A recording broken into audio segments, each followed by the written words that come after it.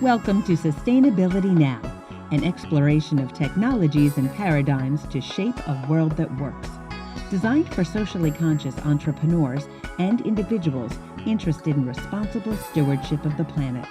Sustainability Now covers food, energy, housing, water, waste, health, economics, and consciousness.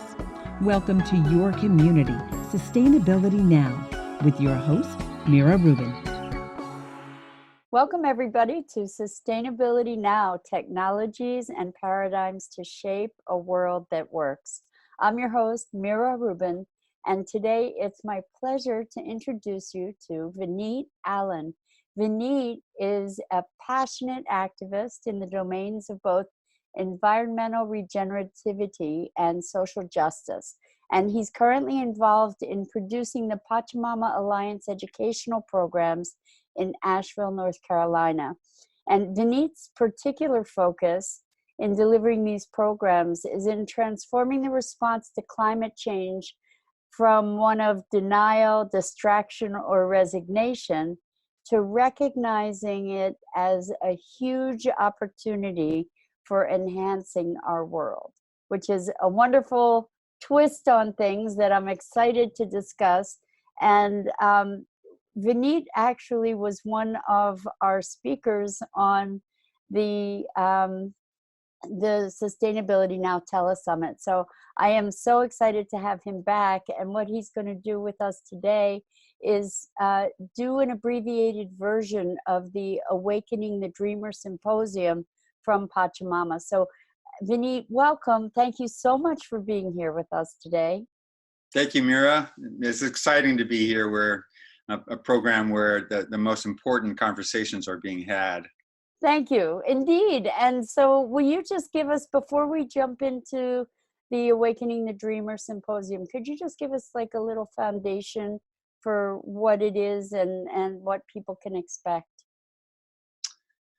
Yes, I consider this the most important information, the most important understanding we can have about where we're at as a planet, both environmentally and socially, and what needs to happen to get it back into harmony with ourselves and with nature. Beautiful. Yeah, it's a very condensed. I mean, it's actually normally about 3.5 hours. It's done a lot with amazingly powerful video clips that do a lot of the heavy lifting of conveying that understanding.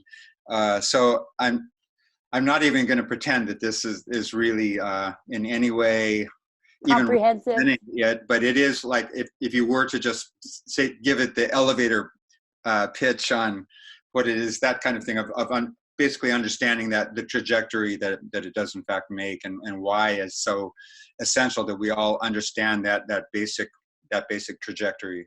And the beauty of it is that it offers us a solution or a path to solutions. So I just want to let everybody know up front that on our website at sustainabilitynow.global, you will be able, for this podcast, you'll get links to the full-fledged version of the Awakening the Dreamer Symposium, so you can partake in that. And we're going to count on you, Vinit, to give us an elevated Cliff Notes version. Very good. You want me to begin that now? If you would, that'd be awesome. Now, let me just ask you, is there room in the process of the presentation for me to ask questions, or is it better for you to just speak it? I would say that I'm open to questions. That there might be. I can write them down. I'll write them down. Well, so, do you want me to? You mean on the chat window, or how? No, I'll write them down for here, and I can ask after. I'm open either way. Okay. But afterwards is fine too. Okay, great. Okay. Well, let's start with just a moment of going inside, taking a deep breath, actually connecting, feeling our connection with the planet through the air we're breathing, through our feet on the ground, through our fellow creatures.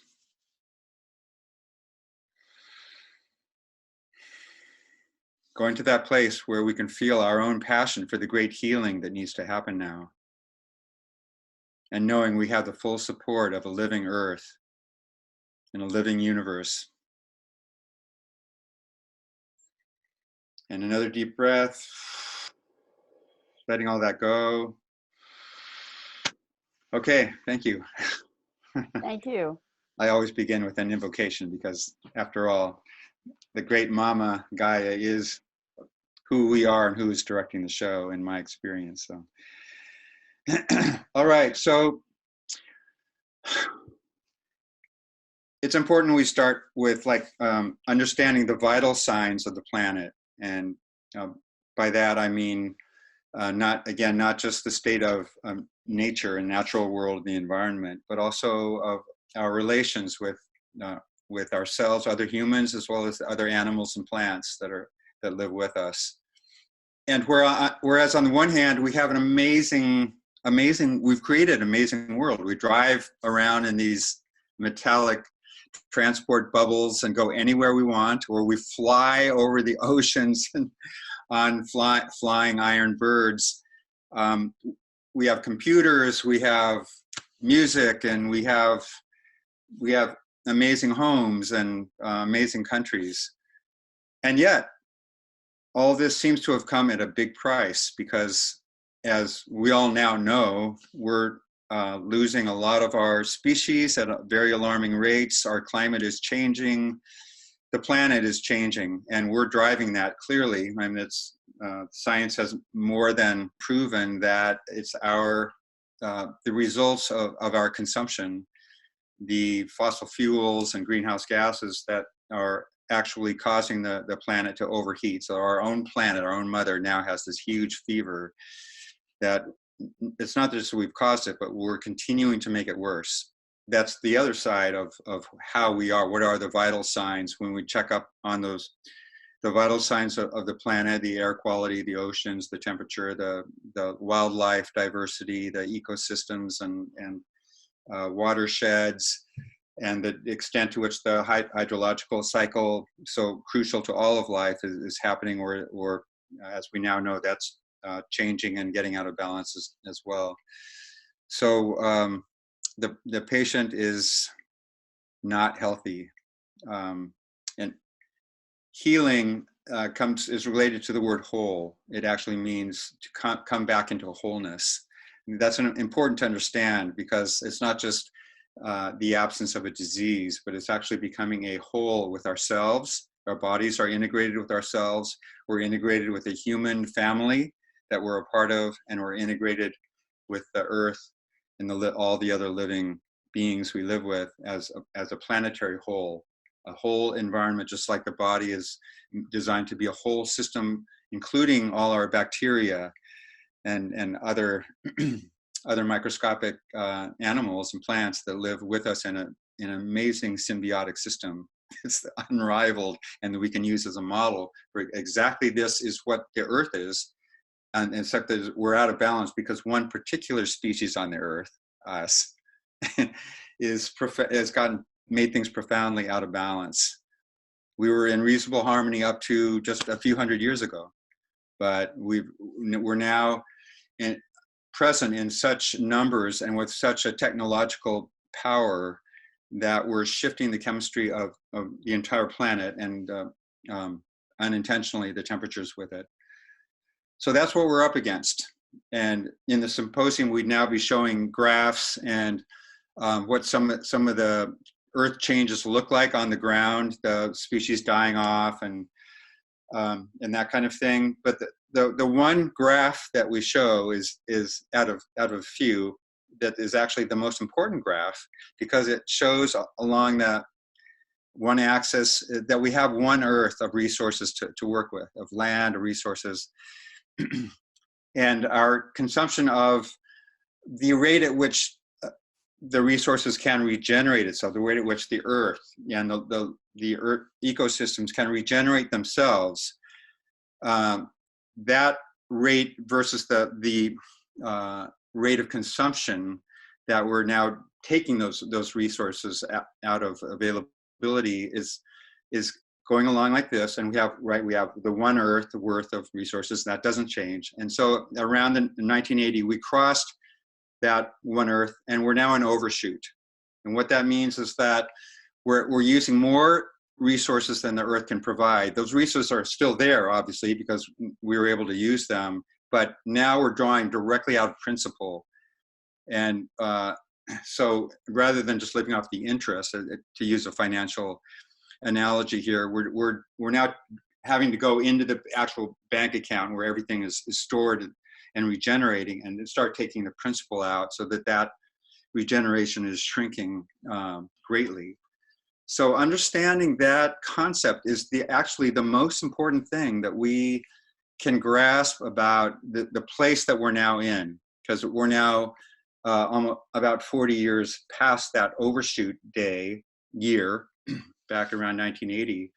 And so now we're close to 50% overshoot. I haven't checked in on that figure recently, but it continues to go up. And as any financial analyst can tell you, if you're in 50% overshoot from your financial sustainability, you are in serious trouble, and you need to go on an immediate intervention to correct that. So, which would start by educating yourself of, oh my God, what does that mean? What should I be doing? Which is exactly why this Awakening the Dreamer Symposium is so important, because it's the educational piece, the foundational piece, that once we understand that, we get, oh, this is where we're at. It's huge, it's urgent, but we're also finding out there's a lot we can do about it, both individually and collectively. So let's get going. That's the obvious outcome. There's a fire, literally a fire warming the planet right at our behinds in the boiler room of the ship. And the ship is starting to go down already. And the only thing left to do is grab those buckets and get into gear. And the sooner we understand the urgency of that, the better.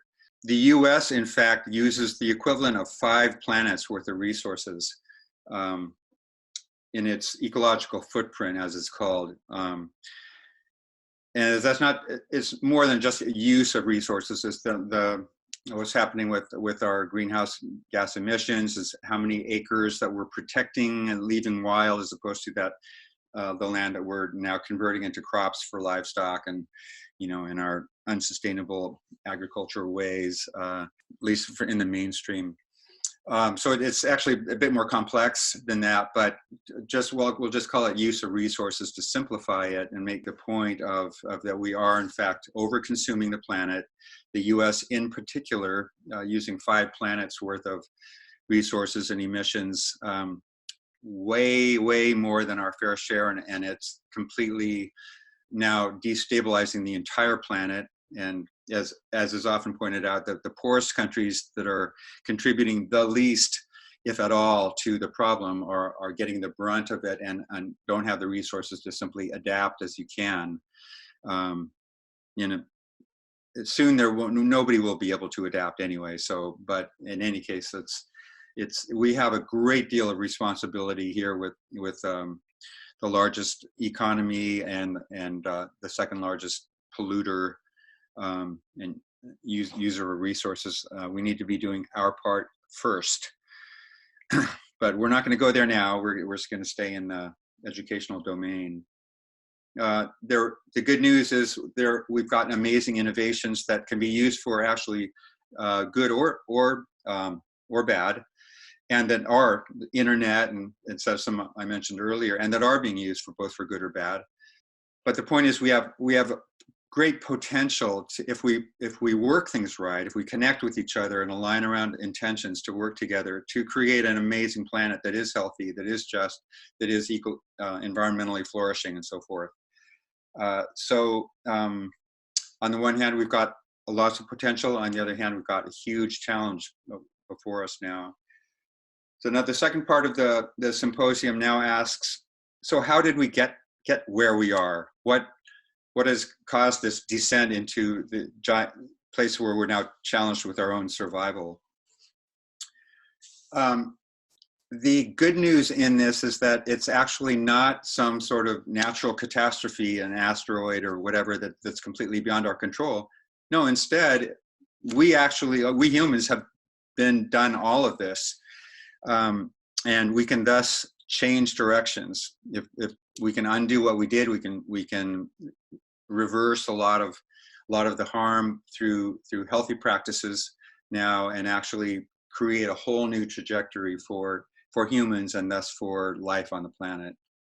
So what this means is that we're not actually flawed or in some way bad, evil as a species. We're simply mistaken.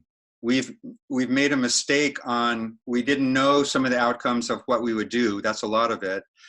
But when Pachamama Alliance looked more deeply into what fundamentally has brought us humans off into a place that is so damaging and non-life supporting, as opposed to what nature naturally does, or create a healthy biodiverse web. And what they found is that it's actually unexamined assumptions built into our culture that is passed on from generation to generation. And we accept those assumptions as the way it is, because we don't have any other frame of reference other than what our parents are telling us, what we're reading in, or what our teachers are telling us in grammar school. And by the time we're in high school, our worldview is quite solid, actually, and we're pretty locked in. Fortunately, we can change, because I was locked in before the 60s happened, and I was in my teens right when that landed, right near San Francisco, and all of a sudden, a whole new world opened up of freedom and peace and love and inclusion, and sex, drugs, and rock and roll, or in other words, exploring life fully and coming to our own conclusions about the way it works and how I should be fitting in, as opposed to what I'm being spoon-fed from my culture. Many people didn't have that opportunity, and they grow up, with whatever those assumptions are. And I'll give you examples of them. That money makes everything better, or the corollary, more of anything is better. Men can do things better than women. We are separate from nature as humans, and in fact, the Bible said we have domain over nature. So some point to that, and therefore nature is simply resources, stuff for us to use however we want. And in fact, we see that with a U.S. forestry sign that sometimes says "Land of Many Uses." This is a land of great miracles and beauty, not of many uses. That too, but first and foremost, a land of wonder, a land of beauty, a land of health, a land of diversity. It's the model for what we should be. Healthy primordial forests are the model of what human society should be. And actually, that one teaching is all that the Awakening the Dreamer Symposium is attempting to point out.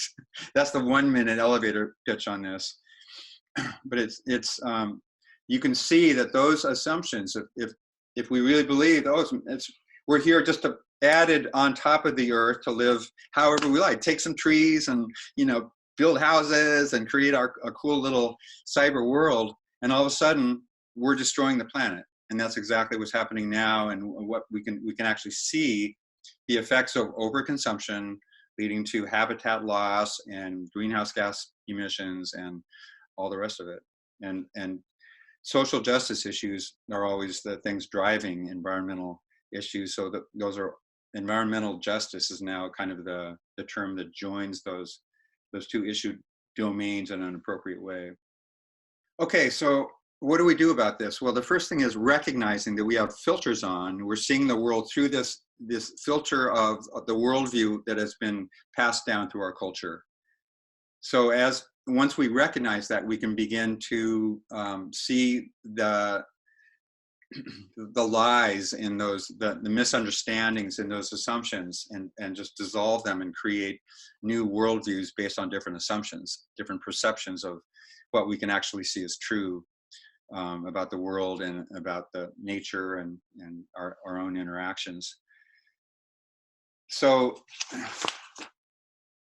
and at this point in the symposium, we break into small groups, and people we actually come up with our own assumptions that we can see, both either ourselves or that are in the culture that we recognize, that so we can begin to get more literate with recognizing those assumptions and then busting ourselves and our friends as well. You know, whenever we catch those assumptions and immediately expand into a much more powerful and effective worldviews in which we're just more connected. I mean, that's really the fundamental assumption, is that we are separate from each other and from nature. And we thus get, then life is about competition, because it's every person for themselves. And that tends to be the conservative worldview, and then everything else naturally flows from that whatever money you earn, you have is what you earn. If you're poor, you deserve to be poor, and so forth. That all the policies make sense according to that worldview. But when you understand that actually we're all connected, we all have the ability to cooperate and create the world of our dreams and have everything we could possibly want for ourselves in the process. And all of the policies, the progressive policies, basically are based on that worldview. That is really about what's good for the common good. And again, that's kind of the story of here, the Awakening the Dreamers, that shift from me to we, if you will. So the great thing about this is that this understanding of that we're all connected is actually consistent with modern science and in the indigenous wisdom understanding as well. I mean, that's an incredible union, modern science and ancient indigenous wisdom now agreeing. We understand, physics, and everything is space, everything is interconnected. Nothing is solid. It's a wild universe, actually, of great possibility. Understanding that level of connection. So we're now creating a new cultural story for all of humanity for the first time ever, really, at this scale. Rather than each tribe or each nation or each religion having its own story, its own group, its own identity, now we have a story for all of humanity, that we are in fact the human family, here now with our common challenge of climate change and the damage we've inflicted on our world and on each other, and immediately going into repair mode. So that brings us to what is possible for the future. Now that we know that it's really urgent on the one hand, and we know, okay, that we've gotten into trouble by thinking that we were separate and we were trying to get what we wanted. Now we're ready to work together. So what's possible? Well, the good news is that social movements historically have often been intractable for a long period of time, maybe all of humanity up till then. But then suddenly a new understanding or a new campaign shifted it in a matter of years, and sometimes even shorter than that. We've seen that from the abolition of slavery, and which is totally acceptable for many, and needed for the economy, to absolutely unacceptable. How could we have ever enslaved other human beings with that level of cruelty and inhumanity? And same with women's voting and civil rights and gay rights and it's transgender rights. Now there's explosion now of civil rights and different forms of human rights, essentially, that are now coming into, it's a grand cultural sea change around this understanding and sensitivity to the rights of people. But we're seeing that these huge social shifts can in fact happen. We've seen them over and over. In fact, they're happening faster and faster, shorter and shorter. And that should give us all a lot of inspiration and hope that we can do this. We can, and we will, we must. This is no longer something we might or might not do. We're being forced to do this by the fires, the droughts, the social unrest as a result of those fires and droughts and everything else, the changes on our planet. We know from the science they will get much worse before they get better. I firmly believe they will get better, but we've got a lot of work to do. Unfortunately, we now know, we have a blueprint for what we need to be doing. And so understanding that we're in the midst of, in fact, the next social revolution of turning around the old order of nation against nation. And actually it is now about the unity of nations and all of the groups to work together as a common human family we are. What's required now is that we all essentially own the fact that we are global citizens, and that we're willing to take a stand in that heart of hearts in which we all feel the devastation and the wish to be part of the solution, and that we're all willing to step forward and saying, I may not be sure exactly what I need to do about this, but I'm in. I'm on board for whatever I can do. You know, you can count on me to help out. Just let me know. You know, I'll continue to learn what I can do.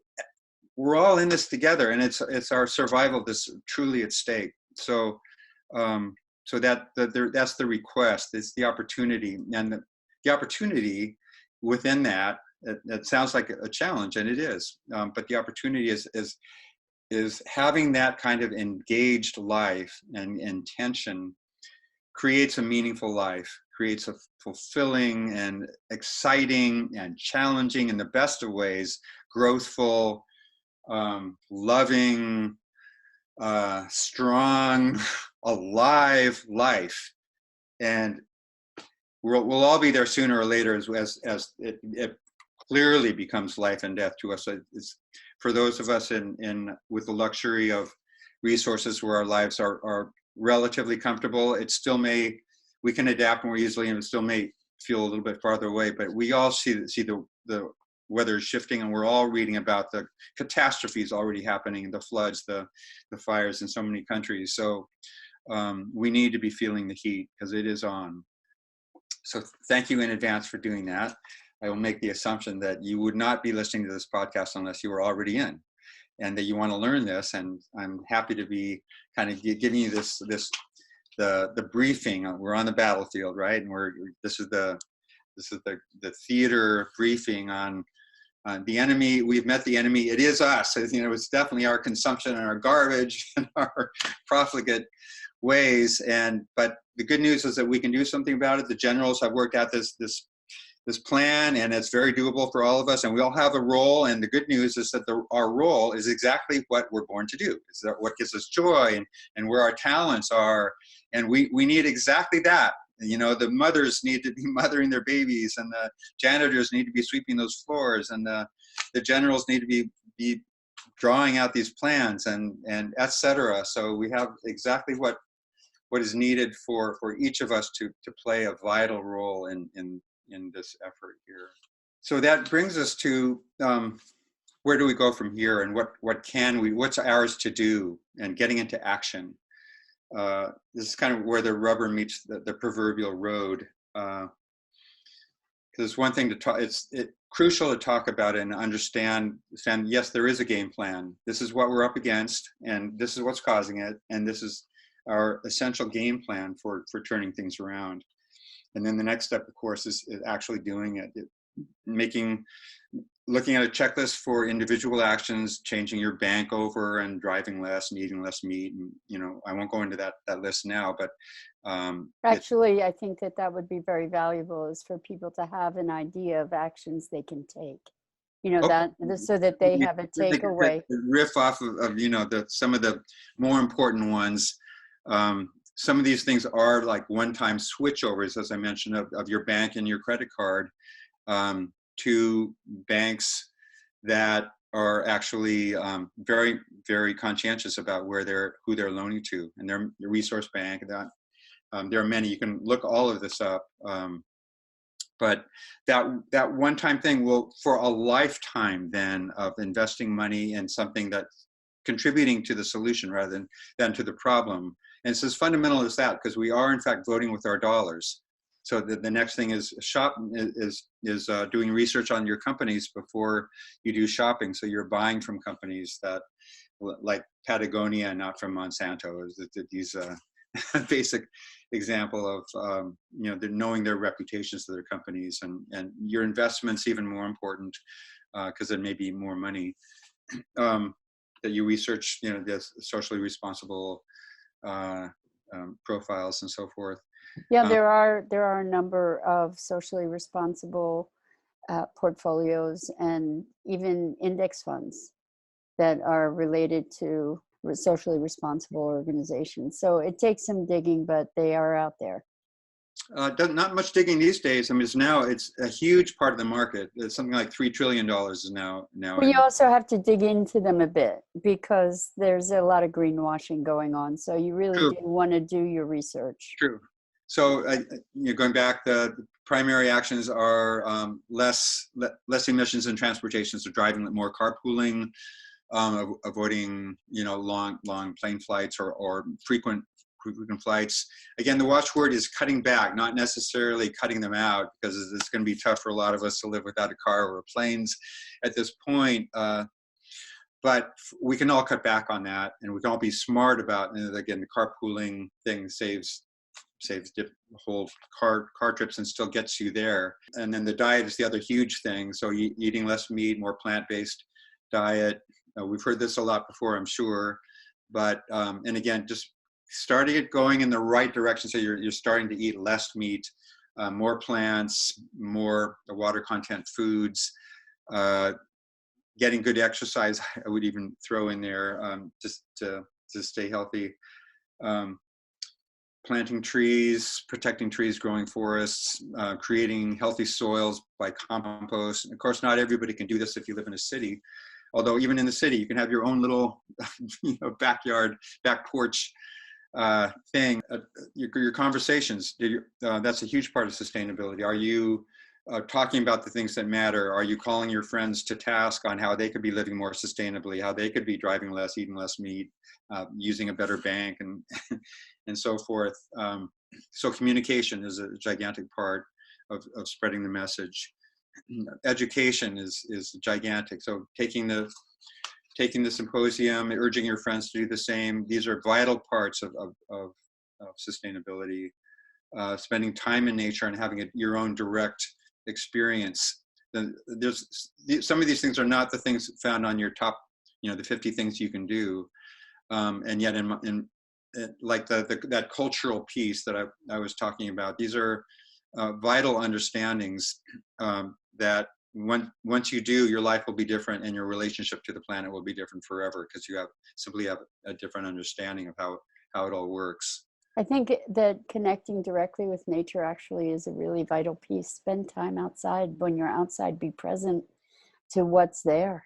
And as we open ourselves to that level of connection, my experience is that we have a greater receptivity and awareness to the impact that we have and our connectedness.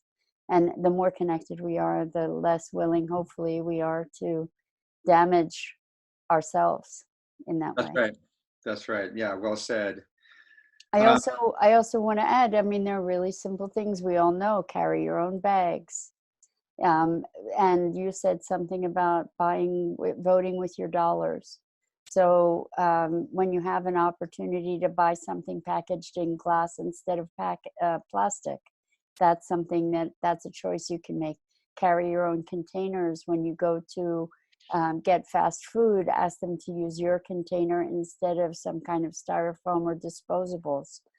Even recyclable and compostable disposables are adding to our waste stream in a way that is accumulating this incredible deficit on our planet. So by minimizing our use of those things, carry a straw, carry your own utensils. When you're served something on plastic, say something. We have the opportunity to make a difference. And one of the things that you said is be empowered to use your voice and your awareness. And I've found when I carry my own container, it breeds conversation. And so that goes to the education piece, to share that awareness with people. So I didn't mean to hijack what you were saying, but I appreciate that you're punching these are very specific things that we all can do and should do. If we all get on board with that, then the products that we're presented with for purchase are going to change. If we stop buying things or we voice that we don't want to buy things that are packaged in plastic, then that will change. We have the opportunity to influence the market. And I just want to, before we wrap up, actually, I'm going to ask you if there are any final points. But before we do that, can you give us the link? And we will post that on the website. But can you give us the URL now for the Awakening the Dreamer Symposium that people could go to and partake of online? Well, it is on the Pachamama Alliance website, which is pachamamaalliance.org. And that's spelled just pachamama.org now that I think of it. okay.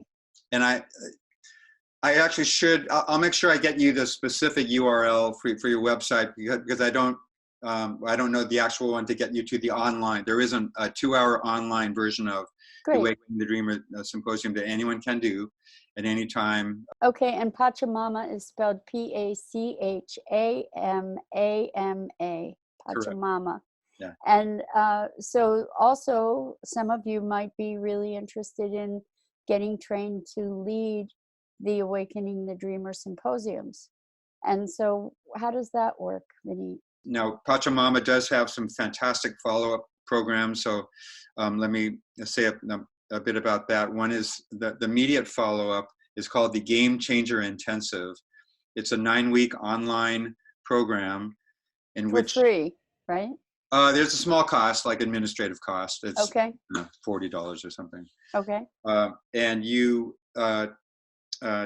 you sign up for the time of the week you want. Say Tuesday at 9 a.m. So 9 to 10 a.m. Tuesday is your slot. And because there's so many slots, that brings you down to a little cadre team of about 7 people that are on a weekly call together. You have a little curriculum that you're learning about. So you have a little bit of homework, a little reading, and a couple of videos to watch each week to learn about the next installment around some of the systems and structures of our existing society that make the change challenging, and also about studying what are the solutions, what are the campaigns and projects that are now happening that we can join and help move forward to be part of the solution and move things towards a better world. So there's that. We highly recommend that. They're given at certain times of the year. So just go on to pachamama.org website to find out about that. And then the other program is an Introduction to Drawdown, which is the program that's actually, it's a huge project to actually take carbon out of the atmosphere and reverse global warming and thus reversing climate change or returning it to a more stable climate. So that's something that there's they're working on an online edition right now. It's an in-person. We'll be doing one in Nashville here shortly, like an evening. People can learn about what drawdown is, and then there's a course also offered on how you can actually learn more about the specific solutions, get into action, and report back to the community and so forth. So that's the next level of engagement. So people that are interested in finding out about drawdown events or Pachamama events, would they be able to find that on the Pachamama site? Are all the regional presentations available there on a calendar? Yes, you have to go to what they do is there are what they call Pachamama communities. Mm-hmm. That are actually all around the world. They're in many countries now. And you go to that part of the website for the communities and find the community in the closest to your area, ideally, and then going to their link, and then you can see what events are being put on locally that you can participate in. Yeah. Wonderful. But if all that's difficult or whatever, you can just contact Pachamama and they'll help you, get connected. So beautiful, yeah. Beautiful. Mm-hmm. Vinit, I just want to say thank you. I so appreciate your being with us. I appreciate what you're doing in your community and the inspiration that you're providing people. And is there anything else that we should have said that we can wrap up with now, or are you complete? Well, I mean, I think I'll just leave this with how miraculous and amazing to be alive at this time when we actually have this opportunity to shift the very direction of humanity itself, to create for the first time ever a civilization, a world that's truly harmonious and where we care about every person and every animal. And we know we can do this. And so then it's natural to feel the hope and the inspiration and the engagement that comes out of that. So I really hope that this information, this understanding will inspire you too to become part of humanity's team and roll up our sleeves and get into action, because we can do this, and I know we will. I love it. Thank you so much, Vinit.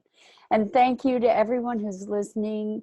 It's up to us all collectively. So we're calling you to come into action. And I want to thank our producer, Scott Billy. And that's it for now. So until next time, live your best life, love the world around you, and together we can save the world. Yes. Yes. Thank you for listening to Sustainability Now, solutions to shape a world that works. Visit sustainabilitynow.global for resources related to today's program. And be sure to subscribe, share, and follow us on social media.